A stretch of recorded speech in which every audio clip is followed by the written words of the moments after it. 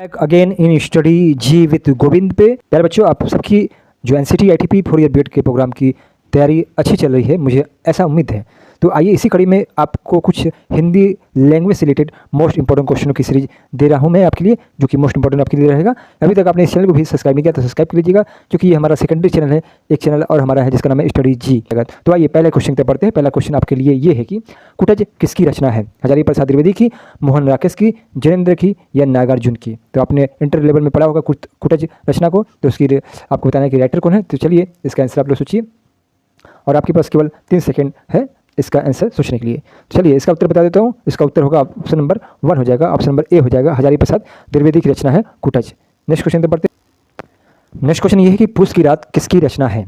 जयशंकर प्रसाद की, धर्मी भारती की, मन्नू भंडारी की या प्रेमचंद की? तो आप लोग इस प्रश्न का उत्तर सोचिए और सोचिए इसका आंसर क्या हो सकता है। तो यदि आपने answer option number A choose किया है तो ये गलत हो जाएगा। इसका सही उत्तर हो जाएगा ऑप्शन नंबर डी हो जाएगा। मुंशी प्रेमचंद की रचना है पूस की रात। और प्रेमचंद की अंतिम जो रचना है वे है मंगल सूत्र। कभी कभी आपसे एग्जाम में पूछ लेगा कि मंगल सूत्र किसकी रचना है। ये प्रेमचंद की है और ये इनकी अंतिम रचना है जो कि अधूरी हो गई, मतलब इन्होंने पूरा लिख नहीं पाया। नेक्स्ट क्वेश्चन पे पढ़ते हैं। नेक्स्ट क्वेश्चन ये है कि ध्रुव स्वामिनी नाटक की रचनाकार कौन है? जयशंकर प्रसाद, महादेवी वर्मा, राम वृक्ष बेनीपुरी या अज्ञे? चलिए ये भी अच्छा क्वेश्चन आपके लिए है। सभी क्वेश्चन आपके लिए सिलेक्टेड क्वेश्चन लाया हूँ। चलिए इसका उत्तर सोच लीजिए आपने, तो बता दूं इसका उत्तर आंसर हो जाएगा option number A. Jaishankar Prasad की रचना का नाम है ध्रुव स्वामिनी, जो कि एक नाटक है। नेक्स्ट क्वेश्चन है कि संस्कृत के 4 अध्याय की रचनाकार कौन है? दिनकर, श्रीलाल शुक्ल, गोविंद मिश्रा या ऑप्शन डी है धूमिल? तो इसका भी आंसर आप लोग सोचिए। तो चलिए आइए इसकी तरफ आंसर की तरफ बढ़ते हैं। यदि आपने ऑप्शन नंबर ए लगाया है, ऑप्शन नंबर ए दिनकर, तो इसका राइट आंसर हो जाएगा संस्कृत के 4 अध्याय की रचनाकार है दिनकर। नेक्स्ट क्वेश्चन की तरफ बढ़ते हैं। अगला प्रश्न ये कि जाति पाति पूछे नहीं, कोई हरि को भजे, सो हरि का होई पंक्ति है। तो आपको बताना है कि पंक्ति किसने लिखा है? रहीम ने, रमानंद ने, कबीर ने या अज्ञे ने? तो चलिए इसका आंसर बता दूं आपको। इसका सही उत्तर हो जाएगा ऑप्शन नंबर सी हो जाएगा कबीर। और कबीर ने इस पंक्ति को लिखा, और कबीर का जन्म कहाँ हुआ था? आपका वाराणसी में हुआ था। इनका जन्म लहतारा नामक स्थान पर हुआ था।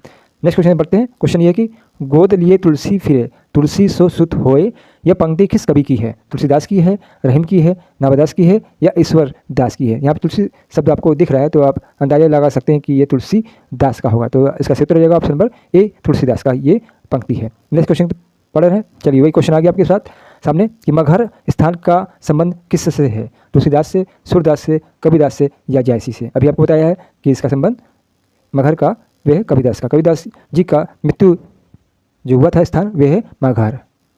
मगहर में ये मान्यता थी उस समय की कि मगहर में जिसकी मृत्यु होती है वे नर्क को प्राप्त होता है। इसी अंधविश्वास को दूर करने के लिए कबीरदास अपने अंतिम क्षणों में मगहर चले गए और वहाँ पर उनकी स्वर्गवास हो गया। नेक्स्ट क्वेश्चन पढ़ते हैं। नेक्स्ट क्वेश्चन ये है कि कबीर की रचनाओं का संकलन किसने किया था? ईश्वरदास ने, हरिदास ने, दादू ने या धर्मदास ने? तो कबीरदास की जो रचनाओं का संकलन किया था वे ऑप्शन नंबर डी धर्मदास ने किया था। और कबीरदास की रचनाओं का संकलन क्या कराता है? उसका नाम है बीजक। आपने पढ़ा होगा बीजक।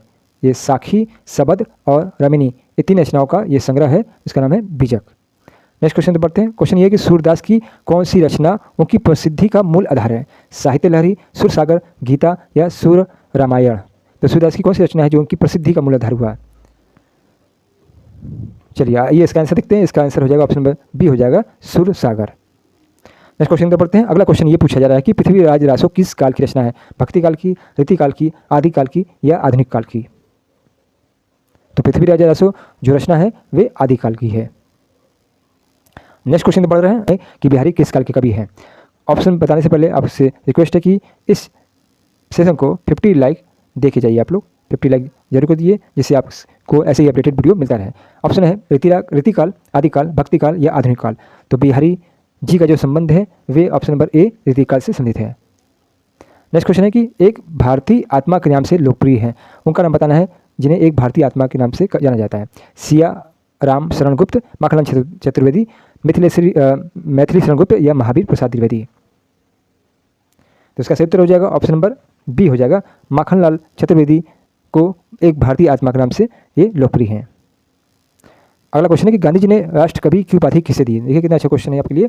महात्मा गांधी जी ने राष्ट्रकवि की उपाधि किससे दिया?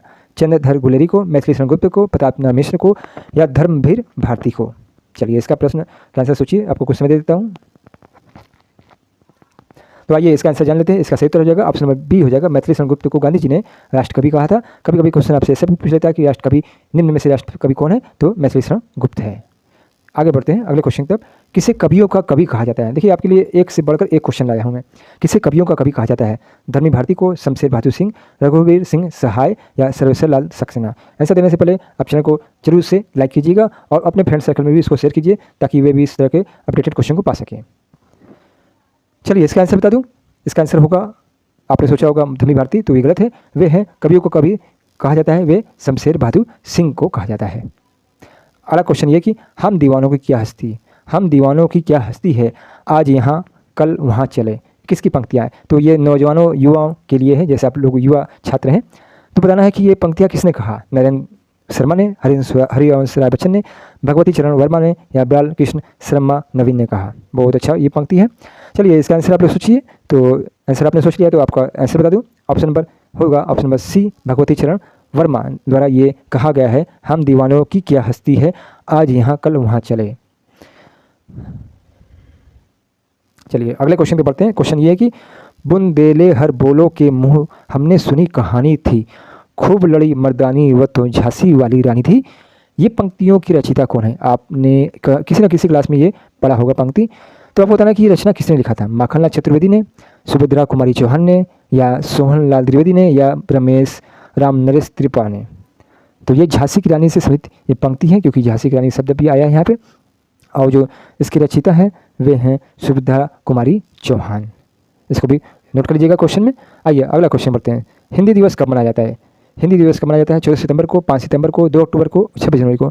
अपने विद्यालय में आपने हिंदी दिवस स्कूल में मनाया जाता होगा, तो आपको डेट याद होना चाहिए कि हिंदी दिवस आपके स्कूल में कब मनाया जाता होगा। तो चलिए इसका उत्तर बता दूं। ऑप्शन नंबर हो जाएगा ए हो जाएगा, 14 सितंबर को हिंदी दिवस मनाया जाता है। 5 सितंबर को टीचर डे, शिक्षक दिवस, और 14 सितंबर को हिंदी दिवस, ये 2 याद रखिएगा। चलिए आगे बढ़ते हैं। बिहारी के प्रसिद्ध है, बिहारी जो कवि हैं उनकी क्या चीज़ें प्रसिद्ध हैं? कवित्व, सवैया, पद या दोहा? तो कबीर के जो प्रसिद्ध हैं वे हैं ऑप्शन नंबर डी, दोहे प्रसिद्ध हैं। और कबीर के बारे में बिहारी के लिए जो प्रसिद्ध है वे दोहा है। और बिहारी के संबंध में कहा गया है कि ये गागर में सागर भर देते हैं। क्या? गागर में सागर। कभी कभी आपसे क्वेश्चन पूछ लेता है कि गागर में सागर भरने का कार्य किसने किया है? तो ये बिहारी ने किया है। अब बिहारी इतिकाल के कवि हैं, ये भी ध्यान रखिएगा। अगला क्वेश्चन है कि सूरदास ने किस भाषा में सुर सागर की रचना की है? किस हो जाना चाहिए था, किस भाषा में? अवधी में, ब्रज में या खड़ी बोली या राजस्थानी में?